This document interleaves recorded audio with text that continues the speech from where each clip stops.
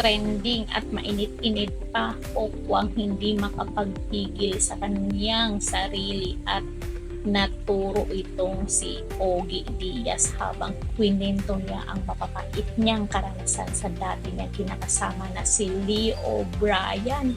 Ikaw ba naman bukusan ka ng tubig habang nakahiga at buntis pa itong si Pokwang sa kanyang anak ngayon na si Malia?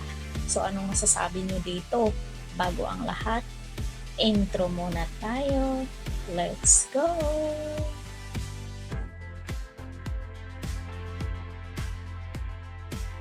Please subscribe Caridad Official TV.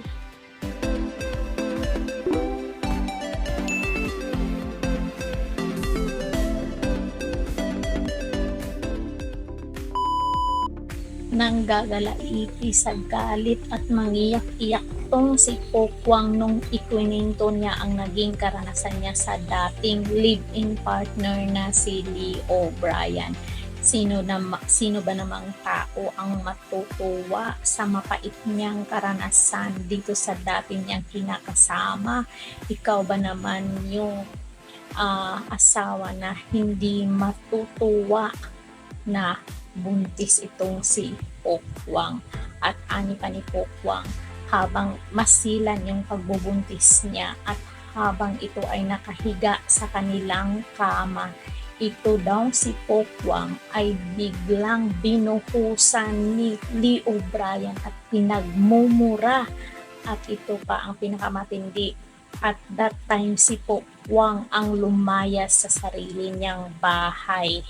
So nung time na yun, 3 days itong nag-check-in sa isang hotel na malapit sa kanila at ikwinento niya doon sa kaibigan niyang komedyante din na si Kay Brosas na yun nga, naglaya siya, nag-check-in siya doon sa condo at sinabihan siya ni Kay Brosas na bakit ka umalis sa sarili mong pamamahay. Ayun, after 3 days bumalik siya and then pagbalik niya parang wala lang. So, wala talagang pagmamahal itong si Lee O'Brien kay Pokwang. Kasi kung may pagmamahal pa siya, hindi niya sasaktan ang komedyanteng si Pokwang. So, nung sa interview ni Ogie Diaz, hindi niya makontrol ang galit niya habang kinikwento niya ang mapait na karanasan at ngayon nga ay itong si Lee O'Brien ay na-deport niya, bumalik na sa kanilang bansa. At kwento din ni Pokwang na ito daw si Lee O'Brien ay walang ambag sa kanilang anak habang nung nandito pa daw si Lee O'Brien sa Pilipinas, siya ang bumubuhay pati pagbakasyon ng pamilya niya dito sa Pilipinas.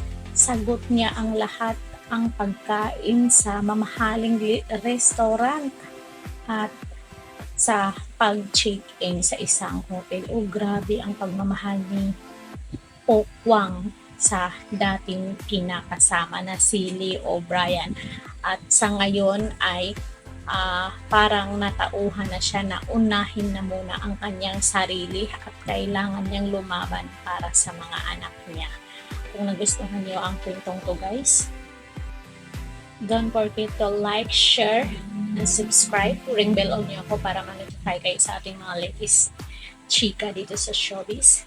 Caridad Official TV. Hanggang sa muli. Thank you so much.